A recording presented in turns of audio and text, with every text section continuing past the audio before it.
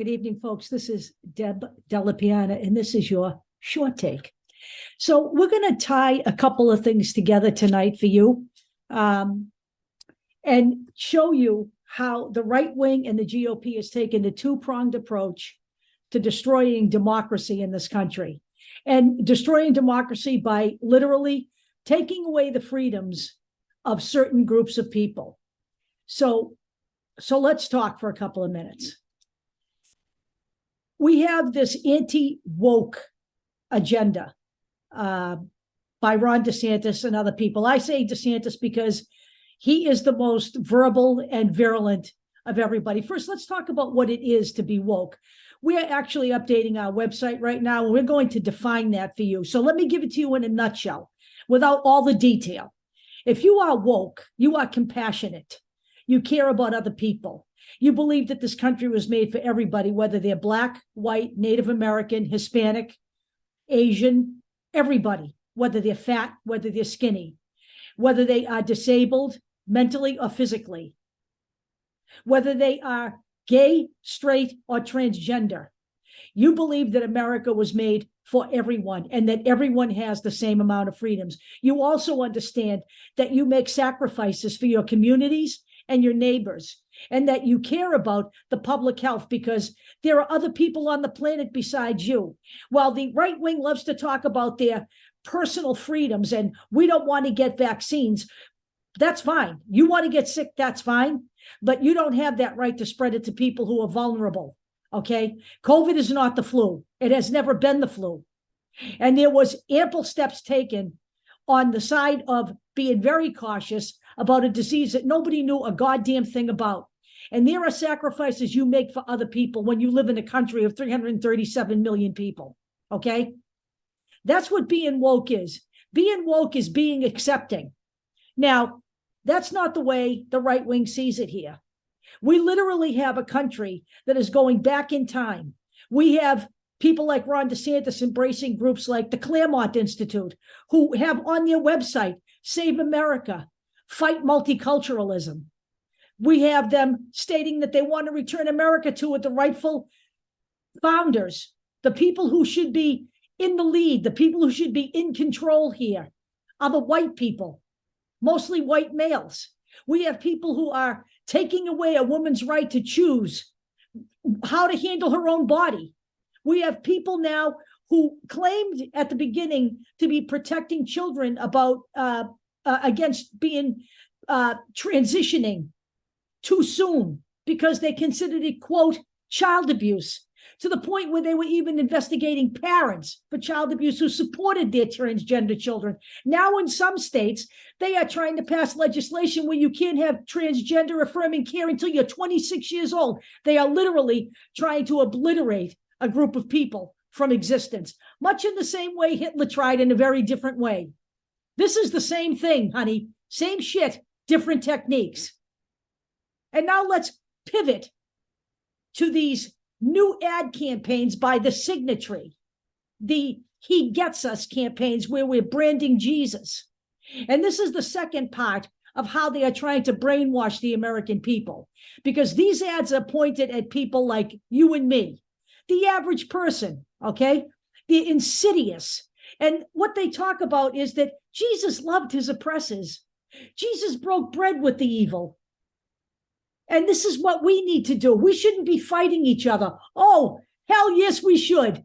Yes, we should. This is propaganda at its highest order. He gets us. He loves everyone. This is what they're saying about Jesus. But he embraced even the bad people. Well, he actually didn't. He drove the Pharisees out of the church, and he defended Mary Magdalene against those trying to stone her. And he also said, judge not lest ye be judged. Okay, that's an actual fact. I grew up a Catholic.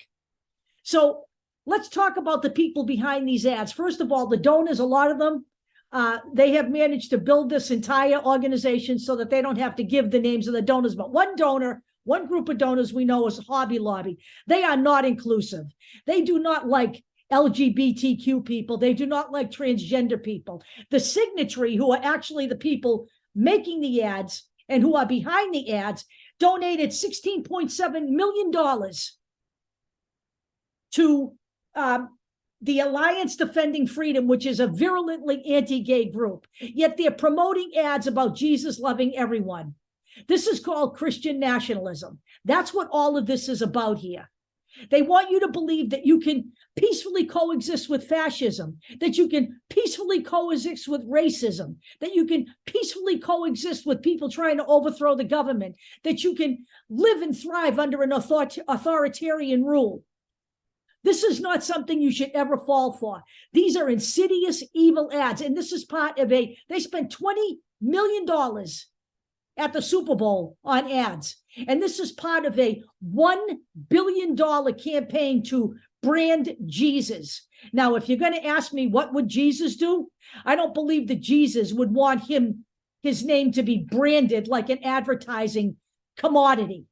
That's not what this is about, because in fact, in America, we have a choice of whether we even get to believe in Jesus. Do you get to believe in someone that you have never met, that you have never seen, that you have no evidence that existed except through stories? You have a right to believe in God, but you do not have the right to force that God down anyone else's throat. You have a right to not believe in God. You have a right to not believe in any supreme being. This is America. We get to choose. Part of the reason we fought the British, where we left England, we came here because we didn't want the Queen forcing her religion down our throats. And it's odd to me that we took that stance then. And we come here now and we're facing it again, because that is what is going on here, folks. It is not just authoritarian rule. It's authoritarian rule is being driven by the Christian right.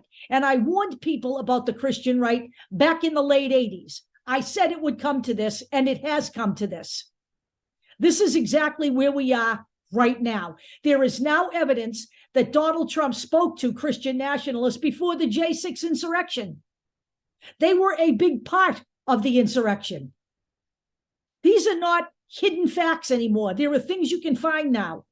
We will put everything in our YouTube video of this particular video. I can't put it in the TikTok version, but there is going to be a YouTube version. You know, I have left the address of our YouTube channel in our description in TikTok. You can go there and you will see all of the documentation we have for this. But believe me, do not fall for this ad campaign. This ad campaign seems very simple on its face. You know, pictures of kids playing together. He gets us. We can all live together peacefully. No, absolutely not. This is not a childlike experience when people are being oppressed and when people are being told this country is only for white people. We have a huge problem here, folks. And, you know, people thought when Donald Trump was removed from office that he lost when he lost the presidency, it would be all over. This is huge. This is bigger than just Donald Trump. If Donald Trump were to move along to the great beyond in the next year, this would still be here because he has left minions in place now. He has literally let the genie out of the bottle in this country. Things that were said quietly and peacefully and privately are now being spoken, okay? Now being spoken right out loud, right in front of your face. We cannot, my friends, embrace and make merry and break bread with fascism. That is not an option. And we are going to be making a video in detail describing what's going on in the state of Florida, which I believe is the proving ground for fascism in America. Ron DeSantis is a literal dictator. He has set that state up so that he makes all the decisions. And that is the proving ground. And that man is going to run for president. I will talk to you all later.